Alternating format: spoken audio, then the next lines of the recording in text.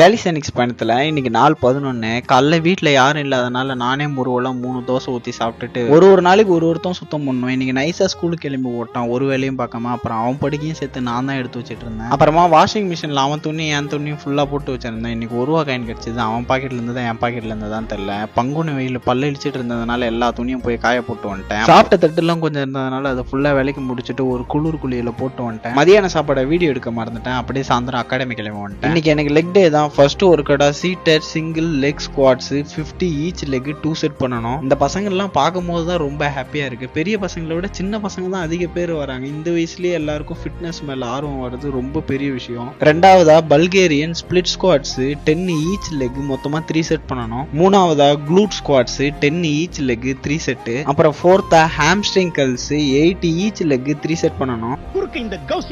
அப்புறம் கடைசியா அப்டக்டர்ஸ் 10x3 set. எல்லா ஒர்க் அவுட்டும் முடிஞ்சோன்னு நான் அப்படியே வீட்டுக்கு கிளம்பி வந்துட்டேன். இன்னைக்கான நாள் இனிதான் முடிந்து விட்டது. தினம்தோறும் தொடர்பில் இருக்கேன். நம்ம ஒரு ஃபாலோ தட்டிக்கோங்க. பாய்.